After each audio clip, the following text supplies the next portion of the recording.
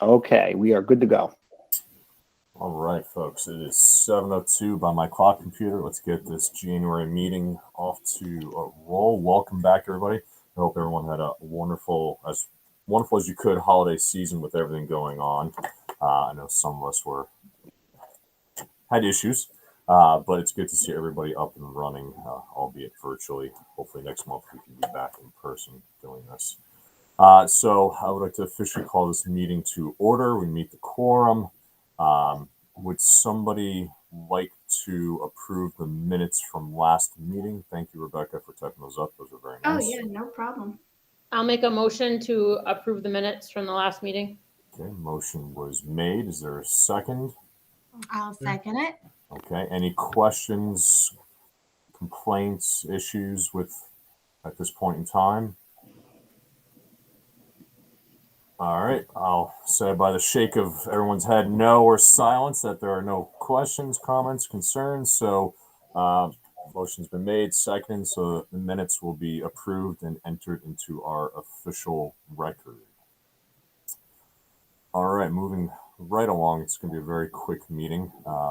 Ms. Amy, do you want to do your financial piece? Sure. Our working budget currently, our working bank account balance is $14,225.08. We have an outstanding check for Scholastic Book Fair, which is $536.31. That needs to be paid. And fifth grade purchased T-shirts. So that bill is $300. So that is a total of $836.31 that's outstanding. That needs to be paid. We made some significant deposits over the month of December, mainly the last week of December, in that we had a very lucrative holiday shop and Scholastic Book Fair that we were able to deposit in, and the Penguin Patch made some really good deals with us, so we were able to make some great money towards the kids' field trips. So it's looking far more positive. I redeposited the petty cash that was withdrawn in the beginning of December of $150. And the check, even though I reported on this last December, was deposited for the fifth grade at $345 for the fundraiser that they did for Big Sisters. We paid out $1,806 to the Penguin Patch via e-check. So $1,806.80 paid that bill as well. We did unfortunately have a returned check and a returned check fee that we did incur, and we're still working with a family with regards to that amount. And that was $272.50 and an additional $20 charge. All right. Any questions on financials? I didn't know if you had a guesstimate of how much we made on holiday ish, if you have a ballpark. I can actually do that right now.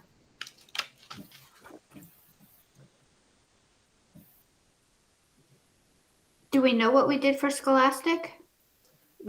So we didn't make any money. We just paid the amount out that we had in cash. It was the exact amount for books. For what is it? The Scholastic dollars? Yes. Yeah, they don't update that, right, Rose, until like 30 days. Oh, we have the updated one. I was saving that for her piece. Okay. Yeah. Okay. No, that's fine. Cool. Or you can put out the number, John. It's okay. Yeah. So we had a residual from our last book fair of $171.25, and we made, I think it was $931 off of this book fair.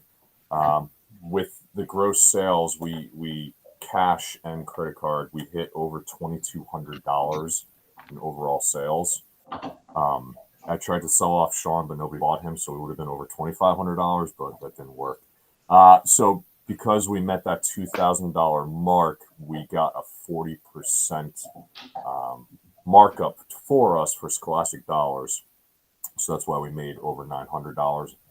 So altogether in our kitty, so to say, for Scholastic Profit, we have $1,035.36. That's awesome. Yes. So again, I know Rose spent 2,000 on the magazines last year. So 2,000 is our goal. So we're definitely going to want to do another book fair. Yes, Mr. Barrett, only 300 for Sean. Nobody wanted him. I know. People were paying me to keep him. So we definitely need to do another book fair. So at the end of the school year, like we've said in the past, when kids are getting ready to go home for summer, that type of thing, May timeframe, hopefully, to encourage reading over the summer. So the profit that we made from the holiday store was $1,930.95, which was due to the donations that Rose had received, the resale of the items that were purchased 2 years ago from a former PTA parent. They were not donated; they were already paid for by the PTA. So, with the amount of money that the students were charged, and all the other stuff that was donated, as well as the profit from the Penguin Patch came in at $1,930.95. The way that currently I have it figured, depending on the cost of the field trips, we will now be able to fund right now 4 classrooms fully with bus and field trips with what we've earned so far. So we're kind of trying to equate the money that we're getting to field trips that we can fully fund. Okay. I was going to just add, Mr. Poirier, when you were saying that May timeframe would be good for another book fair, I agree, because if we did it right after RICAS is done, it's something for the kids to look forward to and celebrate. So I think that would be a good time frame. And if we're ever going to do anything in the school again, where we could have parents walking through some sort of activity, I know we would always try and do like art night or something like that. So if there's something that time of year that we can put it with, I think that would help to drum up sales quite a bit as well. I agree. And hopefully that'll be the case. We'll be able to do something like that. I did also have a conversation with Mrs. Schwartz, the librarian, and she said that since the book fair is housed inside her room during library days, she doesn't mind taking the kids for a tour around the book fair so they can have time to like peruse, find something that they want, talk to their parents. And then she also said that she doesn't mind if we do purchasing. So if we kind of only open it during the day for those 2 days that she's there, she said she doesn't mind. And that since it's not interrupting other people's itinerant situations, that she would be fine to open those, using her library time to do that, because she thinks it's a good use of her time. That was promoted by her. I didn't even ask, just because I know that her time is valuable, but she did approach me with regards to that information. So I just want to make sure that we recognized, that she's willing to do that. Yeah, that's great. She came up and volunteered for me as well. So I think that's terrific. Yeah. Awesome. That's all I have for my financial report, unless anyone has any questions with regards to what I reported out on. No, great job as always. Treasurer for life. No, thank you. Rose, anything else you want to put out about book fair or any of your other? Just looking back, I think the fundraisers? room was amazing. Thank you, Mr. Barrett. I loved the setup as far as for both the holiday and the book fair. It worked well in that area. I greatly appreciated the Santa edition. I think that helped drum up some more sales, as well as some students coming through. So that was excellent. As far as moving forward, the next idea is maybe doing we're going to take a pause on January. I think everybody had a lot going on the last few months. In doing that, I then reset for food fundraising February, playing with us. So I have the 2 that we wished to do, which was the Chipotle is set for, actually I got a Saturday. So I got a February 5th from 5 to 9. So that's pretty sweet. I'll send you that in an email, Mr. Barrett, as well as Little Caesars does the home kits. It'll go directly to home. but they're going to do all of February. So it'll catch Super Bowl, but it'll go from the 1st through the 3rd of the following month. They do, because it's digital and being delivered, they wanted 4 weeks. So that's what we'll do for that whole month. And then figured in January, March, we'll do moving in March, or with getting United Skates, getting like a family roller skating night. And then the mobile quest. Those are the kits. It's just a flyer that goes out. So if they want them, they can get them. If they don't have to. And then maybe start working on Amy, your thing, your fun run thing, and that'll be the kickoff for it. I didn't know if you had any more info on that. If you want to go ahead and take the stage. So unfortunately, COVID is running high, so my meeting got canceled, but did get reinstated. It's not that they didn't want to have the conversation, but I don't want COVID, so I'm good. I'll cancel the meeting. However, I did get into contact over Christmas break with regards to a company that's going to help us run some things. Mr. Barrett, I'll need to probably have a meeting with whether it be just the PTA board and you, just to make sure that guidelines that they have put out before John signs a contract, just to make sure that we're following community guidelines for advertising and things like that. Okay. It's not something that the town needs to sign. I just need to put particulars into play with regards to them helping us with the fundraising, and they don't charge us or take a percentage. So, but I have to give allowances for them to get some information, and I don't want to sign that without you seeing it. Yeah, and what I'll probably do is I'll probably ask, since this is the first time we've done it. Oh, 100%.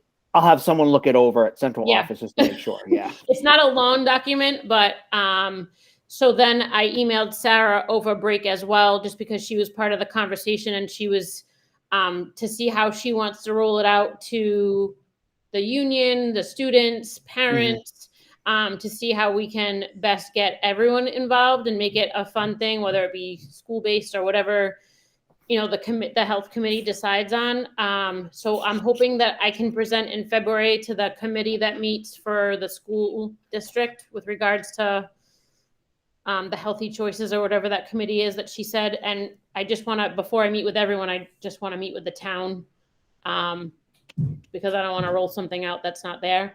But we have a potential of making more than we've ever made with the bazaar, so that we can start implementing stuff back for the teachers, money for receipts, things that they put into their classroom. And so that's really what the goal is. And then partially funding things for next year as well. That sounds terrific. Thank you. So I do have a few donors lined up, and then Amy Capisi that's already has a bunch of people also lined up. So I already think that we're on a good fundraising roll without even having gone out to anywhere to even advertise anything at this moment. So I'm hoping that we can start planning things. I am going to ask for a virtual meeting if I can't have an in-person meeting with the town, and then go from there.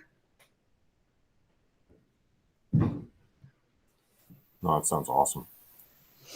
I think this will be a really cool, different thing to do. I'm really hoping, just because I feel like we're all hitting this slump right now, and I just think it would be great to have fun things that we can do with Old County for free, like t-shirts and tie-dyeing, and do free things with the kids and the parents, and not keep hearing, can I have $5? Can I have $20? And having something for them to do. I think that'd be great. Thank you. I agree. I did get a donation of tie-dye, by the way, as well, so that if parents or families can't do tie-dye, I did get a large donation of tie-dye dyes that we can give out. And it's a Rhode Island-based company, The Right. So it's non-toxic, but definitely adults need to supervise. So I did get that donation just because I figured we can use tie-dye again at some other point. And then I'm working with the JNR to get some white t-shirts so our school can be represented in a manner that's, we're running it. So looking to kind of do something different. So they're reaching out to people as well. Very cool. Thank you so much. Rose, anything else you want to put up? No, that's it for now. Any questions, anybody? All right, Miss Rebecca with 5th grade update, please. All right. So bear with me because my computer decided to run out of battery. So you may not see me while I say this, but obviously t-shirts are in. Shayna paid and she's just waiting, I guess, for us to reimburse her the $300. We're planning a meeting for the end. Well, she's planning a meeting for the end of the month. The art fundraiser is going to begin soon. And she wanted me to ask if Mr. Barrett booked the animal experience so she knows how much she needs to set aside for budgeting purposes. I have not yet because I was waiting to see what the guidance was going to be. But what I'll try and do is at least reserve the date. Okay. And I'll see if the gentleman, I can tell him, I can say, listen, if we do it like we did last year when the protocols were much tighter, what would the price be? And then what would the price be if we can do it like we've done in the past with both 5th grades together? So that way I can give 2 estimates. Okay. All right. I'll try and do that maybe even tonight before I sign off. That's fine. No worries. I'll get back to her when I get back to her. And I think that's it for me. Nice and quick and easy. All right, Mr. Barrett, you are up, sir. Well, I don't think I can be as impressively brief as Rebecca was, unfortunately. But so I do want to just say I had jotted down some notes before the meeting. It was really, really nice to have some in-person events for the kids, like the Penguin Patch Holiday Shop. It was really fun for the kids, and the book fair. So, and I feel very fortunate we were able to do those things before what's happened now, because now we've had to shut things down a little bit more. So I think it came at exactly the right time. I think, Rose, your comments were exactly right. I think that makerspace is a perfect space to do something like that in, because everything can be left set up. It can look really nice without having to worry about pack it up in between every night. So, I think we found our spot for future events like that. So that's terrific. So thank you to everybody who helped. It was also really nice to see some parents be able to volunteer again during the Penguin Patch. And we had parents who, are new to the school that hadn't volunteered in the past. So it was also just a great opportunity for them. So I'm hopeful that, we'll be able to return to those types of things as we get through the next month or two of, COVID winter. I do have some important information that I wanted to. I know we don't have a lot of people in the meeting tonight, but I want to make sure that I share it with everybody. And I did send some of this out today. So the first thing is there's a lot of confusion right now, and unfortunately it's nobody's fault about why is there different guidance for COVID for schools in Rhode Island versus the CDC. And so I just want to very briefly say the reason for that is because the Rhode Island Department of Health has not updated its guidance for pre-K through 12 Rhode Island schools. That may happen very shortly. So when we need to tell parents or families that, the student needs to quarantine, the question is, why is it 7 to 10 days instead of the 5 days of the updated guidance? So that's been really confusing for a lot of families these past 3 days. So hopefully that will be updated. But I just wanted to share that it's not something that the school decided independently or Smithfield decided independently. It's something that we're just waiting for the Department of Health in Rhode Island to see if they're going to update it. The other thing that has to do with the guidance is for staff and employees. And Ms. Manella, you haven't heard this yet either. For employees, Smithfield has adopted the CDC guidance. So starting now, employees that have tested positive or are in quarantine, if they are symptom-free and they are feeling fine, they can return after 5 days to school. So I will actually be back in school tomorrow, which is much sooner than I thought. I was going to be back on Monday. So Ms. Manella, you might have to hold me up a couple of times during the day, but but I feel pretty good. Today was the first day I felt really good, so I'm happy to be back. So that should help with not having as many subs in the building and having teachers stay in the building as much as possible. The other thing that I wanted to share with families is the new Test to Stay program. And I sent out a big bunch of information about that to families this afternoon.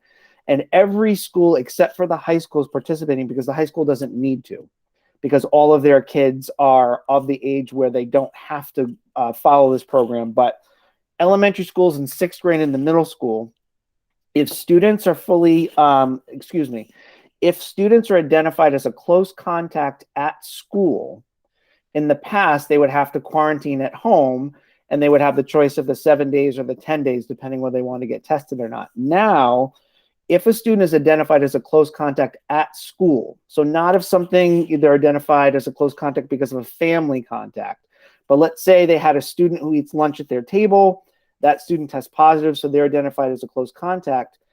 They do not have to quarantine if the family consents to the daily Test to Stay program. What that means is that the student, as long as they're symptom-free, they come to school the next morning, they can't take the bus. So the parents have to bring them to school. So already for some families, that might be a deal breaker. The students would come at 8:15. They would come in the front entrance, and then Mrs. Fort would test them. And we have in-person antigen tests, so not like the home kits, the better quality in-person antigen tests. And if a student tests negative, they're able to stay for the day. If they test positive, the family's called. So the families are encouraged to stay close by while the tests are being given. Then the students have to go home.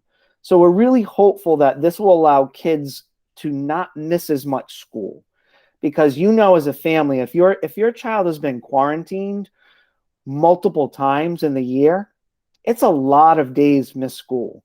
And even though it doesn't count as an absence on their record, they're still missing instruction, even if they're getting, assignments and things through the Chromebook. And for some families, it's a huge burden for their own work schedules. And we certainly don't want any families to be burdened unnecessarily. So that's the basics of the program, and I sent much more detailed information to families. Yes, Rebecca.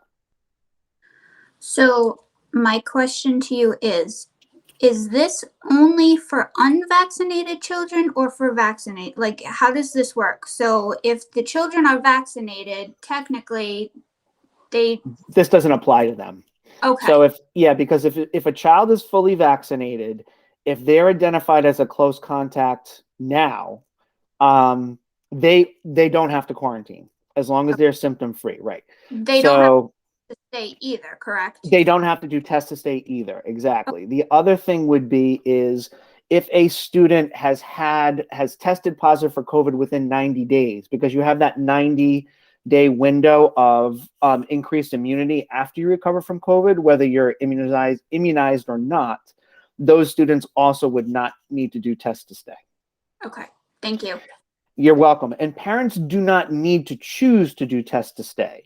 So parents could say, no, thank you. I think it's a better fit for our family, for our student to stay in quarantine. Or some families may say, I'm sorry, we can't do it because, our student really needs to take the bus to school. Yes, John. So I just want to clarify, when you say close contact at school, does that also count for the bus, or is that in the school building only? I believe also for the bus, it does not count. And for elementary schools, this is not an issue, but for middle school, it is. It does not count for after school activities like sports, any clubs. Let's say there was a scout meeting at school. So anything like that, it does not count. The other thing is, and this is something that parents, if they choose to do it, we can talk them through. So even though they're allowed to come to school for Test to Stay, they're still not supposed to go to like soccer practice or their choir practice or their karate lessons. They're still supposed to stay quarantined from those things, but they are able to come to school. So we are starting this tomorrow. So we already have some kids who are identified as close contacts in school this week, and some of the families have given consent. So families also have to give signed consent. We would never do this without consent from the families. So all that information went home today via that long email. Every school sent home the very same email, the very same documents and information. But if your child is identified as a close contact with school, we'll also remind you of those options. We don't expect people to remember from all of that stuff. So that is, it was a lot, but I wanted to make sure that I had a chance to explain that. And I already, gotten some good questions from you, so I can expect to get those from other families as well. And Mrs. Fort and I can make sure that we're prepared to answer those questions. So that's the end of the principal's report, unless anyone else has questions for me. I think that testing is a very good step forward for schools in this pandemic. It's looking at this from a different point of view, so. And for families too. It's been really difficult for families. So awesome. Does anybody else have any questions, comments, or concerns at this point in time? Ms. Manella, anything from you? I just have one. Is there any needs now that we're moving into winter for winter toys, games, any accessories that are needed to keep the kids active or happy or engaged during the recess or anything that we could help with? Miss Manella, that might be a good thing for you to reach out to your fellow classroom teachers and see if people need anything for indoor recess. No one's brought it up to me. Oh, I'm sorry, go ahead. Oh yeah, I'll definitely reach out to all of the teachers and see. I know in kindergarten, indoor recesses, they get excited about it because they can choose what they want to do. But I know some of the older grades get a little frustrated, so I'll check with them first. I think that would be great. Thank you. And thank you for asking. Anybody else? Well, that is all that I have on our agenda at this point in time, ladies and gentlemen. So unless there's something outstanding, I see no reason to continue this meeting. Everybody needs to get a good night's sleep. So if someone would like to make a motion to adjourn. Motion to adjourn. Motion I second it. made. Motion was seconded. Last chance. No. All right. It is 7:29, ladies and gentlemen. I am calling an end to this meeting. Thank you, everyone, for spending half an hour with us. Thank you, everybody. Good job, guys. Thank you. Have a good one. Thank you very much. Mr. Bard, I do have a quick question for you. Oh, sure. Hold on. Let me stop the recording. Okay. All right. Give me Do you need me, Amy? second. Well, no, it's just I'm sending Francesca back tomorrow. I'm not sure what I'm supposed to do. Okay. All right. I'll leave. Goodbye, everyone.